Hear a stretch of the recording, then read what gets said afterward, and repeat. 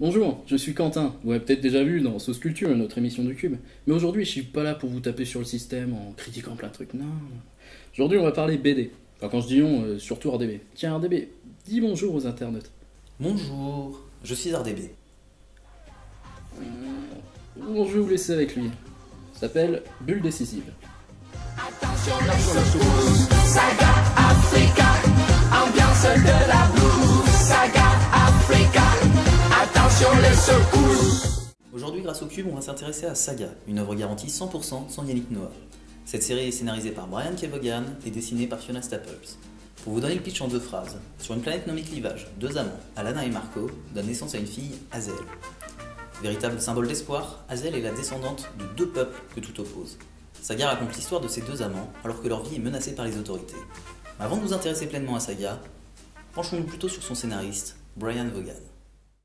Réputé dans l'univers des comics pour des intrigues originales et des personnages très détaillés, il travaille sur nombre de séries à succès, telles que Y le dernier homme, qui raconte l'histoire de Yorick, jeune homme qui doit vivre et survivre dans une société dirigée par les femmes, suite à un mystérieux fléau ayant exterminé tous les autres hommes, ou encore Ex Machina, racontant les aventures d'un super-héros devenu maire de New York, après avoir sauvé le World Trade Center lors des attentats du 11 septembre 2001. Il a également rejoint les scénaristes de la série Lost.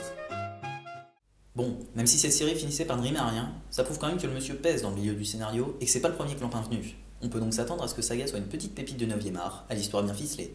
Revenons-en maintenant à Saga et à son intrigue. Mettant en scène les 2 protagonistes que sont Alana et Marco, on y retrouve de nombreuses influences et références. Tout d'abord, par cette histoire d'amour entre 2 personnages issus de 2 peuples en perpétuelle guerre, les Ailés et les Luniens. L'influence est clairement shakespearienne avec des allures de Roméo et Juliette. Mais pas de panique, le personnage d'Alana est suffisamment marqué et garçon manqué pour ne pas donner à l'œuvre un côté gnangnan ou trop dramatique. Au contraire, les effets dramatiques retombent souvent grâce à une touche d'humour qui fait toujours mouche. Une remise au goût du jour sur un ton moderne en somme.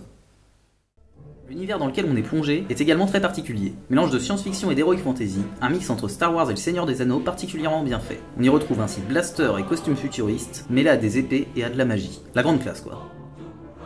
Tout cet univers n'est pas là par hasard. Là encore, cela permet de confirmer et de renforcer cette dualité entre les différentes planètes et les différents peuples présents. D'ailleurs, aucun parti pris n'est envisagé dans l'œuvre, qui arrive à équilibrer la puissance entre technologie et magie, pour montrer qu'aucun de ces deux n'est meilleur que l'autre et qu'aucun n'est parfait. D'ailleurs, cela permet de faire la part belle à l'action et de nous délivrer des combats très rythmés et bien dessinés. Car sous ces couverts d'histoire d'amour, Saga nous délivre une véritable œuvre d'aventure remplie d'action, où l'on peut voir les protagonistes évoluer au fil des chapitres. On a donc un environnement bien complet, riche et extrêmement détaillé, fruit d'une imagination débordante qui permet de parler de nombreux thèmes. Ces nombreux thèmes donnent lieu à plusieurs intrigues, abordant différents problèmes de société que l'on peut transposer à notre époque. On y retrouve certes en premier lieu tout un tas de questions sur la parentalité, les angoisses et les disputes parentales, comment éduquer son enfant dans un monde instable, j'en passe et des meilleurs. Mais vous allez voir que Saga ne se contente pas de ce que peuvent apporter ces 2 protagonistes. L'intérêt de cette bande dessinée est que même si Alana et Marco sont les 2 personnages principaux, on suit les aventures d'une bonne tripotée de personnages secondaires, dont la plupart sont intéressants, assez détaillés et malgré tout liés à nos 2 amants. Ces intrigues secondaires sont doublement intéressantes, car non content de faire avancer l'aventure principale, elles permettent de dresser un portrait de l'univers et d'aborder de nombreux thèmes qui se transposent sur notre société. Ne vous inquiétez pas, tout est garanti sans spoil majeur, je ne parlerai que de personnages apparaissant dès le premier tome. Je vous laisse le plaisir de découvrir l'histoire par vous-même.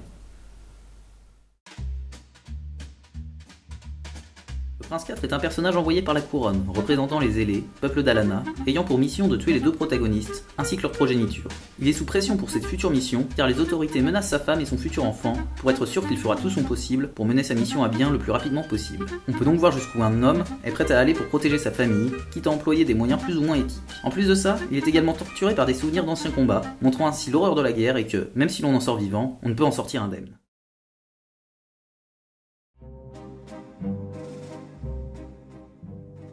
Autre personnage secondaire, le Testament est un chasseur de primes engagé pour tuer Alana et Marco, et pour ramener leur enfant Hazel sain et sauf. Sa mission semble facile pour lui au premier abord, mais il s'avère qu'il est en concurrence avec une autre chasseuse de primes dont il est amoureux. Une histoire de vengeance s'ajoute également à son histoire, montrant la vie d'un homme torturé et en proie à l'amour qui ne sait plus où il en est, ni ce qu'il doit faire. J'apprécierais vous en dire plus, mais je risquerais de spoiler. Attardons-nous maintenant plutôt au dessin et à savoir s'il s'adapte et se complète de manière naturelle avec l'histoire. Fiona Staples signe ici son premier réel succès. Mais que les premiers chapitres semblent un peu plus hésitants et demandent au lecteur de s'habituer à ce dessin déroutant, elle s'adapte vraiment rapidement à cet univers et arrive à le retranscrire au final de manière absolument sublime. Les personnages et le bestiaire de créatures est ultra complet, les personnages sont différenciés et tous assez détaillés pour les rendre relativement charismatiques, les décors sont travaillés également. On sent que de nombreux efforts ont été faits et qu'elle passe énormément de temps sur chaque planche pour la rendre encore meilleure. Mention spéciale pour ma part à la colorisation qui renforce les dessins et leur insuffle encore plus de profondeur. Je crois que nous avons à peu près fait le tour des grandes lignes de Saga. Pour conclure, le cube ne vous dira qu'une chose. N'ayez pas peur de foncer sur cette série, le tome 1 est au top et la suite maintient le niveau. Laissez-vous entraîner dans cet univers palpitant, au dessin qui évolue et qui s'améliore au fil des chapitres. Si vous n'êtes pas convaincu, sachez que Saga a reçu de nombreuses récompenses, dont l'Eisner Award du meilleur scénariste, de la meilleure nouvelle série et de la meilleure série en 2013. Il s'agit de récompenses décernées lors du Comic Con de San Diego. Pour votre culture personnelle, le nom de ce prix vient de Will Eisner, un génie décédé de la bande dessinée, fondateur du roman graphique, primé à Angoulême et le premier à travailler sur la théorie de la bande dessinée, mais nous aborderons son œuvre une prochaine fois.